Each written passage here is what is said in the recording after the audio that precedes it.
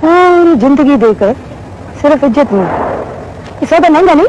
गुजर जाए, गड़बड़ हो जाएगी। किस्म का बच्चा घर में घूमता फिरेगा, कभी इस चीज में घुसेगा तो कभी उस चीज में। बड़ा अजीब सा है, क्यों एक अनमैरिड लड़की को आंटी कह रहा। कोई ऐसी लड़की से फ्री होने की कोशिश करे ना, वो बहुत ही मुझे बुरा लगता है। उनको किस बात से क्या ताल्लुक है? मोहब्बत की सरकारी नौकरी नहीं है जिसमें एज लिमिट होती है। कुछ बिगड़ जाता है अम्मा, अगर लोग मुझे घूर घूर के ना देखें तो उनका क्या बिगड़ जाएगा।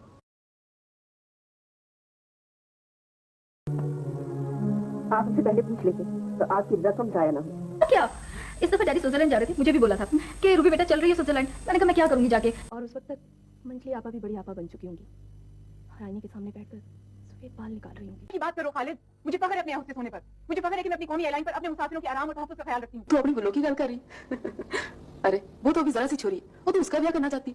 हद कर दी तूने बशीरा। मैंने इस वक्त का बहुत इंतजार किया अंकल, ये लम्हा मेरे लिए बहुत कीमती है। पूछेगा नहीं, वो जरा झूठ भी बोलती है, शकी भी बहुत मारती है। कह रही थी माइकल जैक्सन उससे मिलने पाकिस्तान आ रहा है। हम दोनों ही अपने बच्चे के लिए मेहनत कर रहे हैं, उसके खुशगवार मुस्तकबिल के लिए हाल की सख्तियां से रहे हैं। मेरे ख्याल में आपको ज्यादा बातें नहीं करनी चाहिए। फिर भी सिर्फ इस शर्मिंदगी को छुपाने के लिए इतना बड़ा झूठ करना कुछ अजीब सा लगता है। जरूर असल वजह कुछ और। मगर आंटी अगर अपनी बिरादरी में अच्छा मैच, सही मैच ना मिले तो?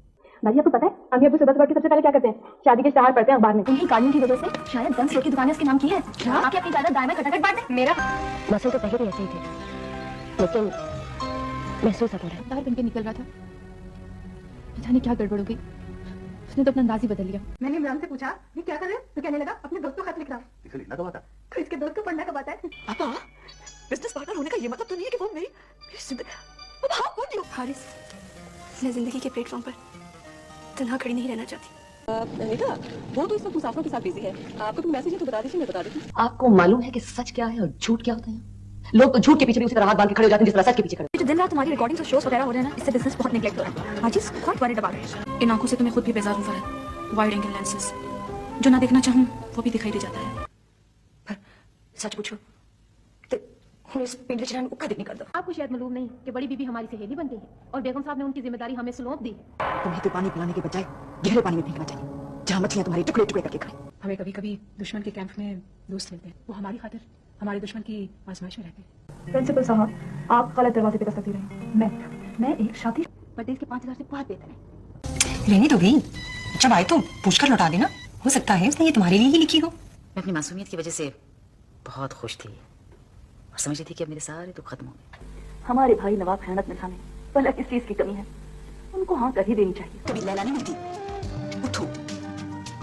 मुकद्दर हो जाए तो बाहर न उतराए हमारे दामन पर। इसका मतलब है कि तुम राज को अभी याद करती हो, खुद को अकेला और उदास महसूस करती हो। सरसब्ज वादियों में, सुनहरे बादलों में, नीले झरनों में, और फिर अचानक आपकी आवाज आती थी, पहला मिशन है कि मुझे अपने माँ बाप का पता लगाना है और ये मिशन मुझे किसी भी तरह की जिंदगी के लिए सब कुछ मौजूद है।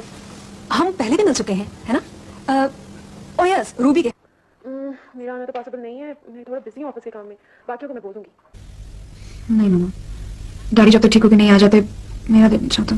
जाने दे हाशी भी, वैसे भी वेटिंग रूम में बैठकर इंतजार करने से क्या फायदा, ट्रेन तो जा चुकी। जो असूल और तरीके मैं बनाऊंगी सबको उसी पर अमल करना होगा, किसी की टर्टर नहीं सुनूंगी मैं। क्या वो खुद यहाँ मेरी जान चली, खुद तो फिक्र लगी हुई है, मर जाऊं मैं तो खुदा करे। तन्हा बेबस अपने घर के जब से निकलेगी तो ससुराल के हिसाब में कैद हो जाएगी। अब उसे तहफ़्फ़ुज़ चाहिए। अब नहीं हो रही है तो क्या करूं? क्या कुछ नहीं हो रहा है इस दुनिया में। हमें तो ये भी नहीं पता कि हमारी डोर किसके हाथों में है, हम किसके इशारों पर नाच रहे अपने घर की हालत देखिए, अपनी हालतें देखिए, अपनी उम्रें देखिए, अपने कमरे देखिए। हम ना बोल रही हूँ तो हॉस्पिटल से घर आकर तुमने फोन तक नहीं किया। अब्बू आ गए हैं और तुमसे फौरन मिलना चाह रहे हैं। मैं खुद गाड़ी चलाऊं, जी भर के घूमती फिरो, कोई रोकने वाला ना हो।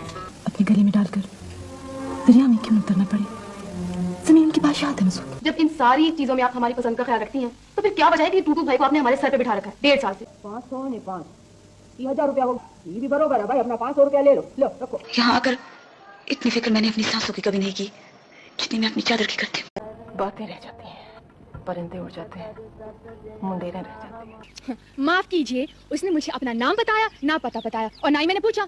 एक तो उस बेचारे ने हमदर्द। मेरी जान ये सारा समझौता है जो हम अपने आप से, दूसरों से, दुनिया से करते हैं। ना कोई जज्बा, ना कोई एहसास। मेरे ख्याल में अब मुझे वाकई में चलना चाहिए। आपको तो मेन रोड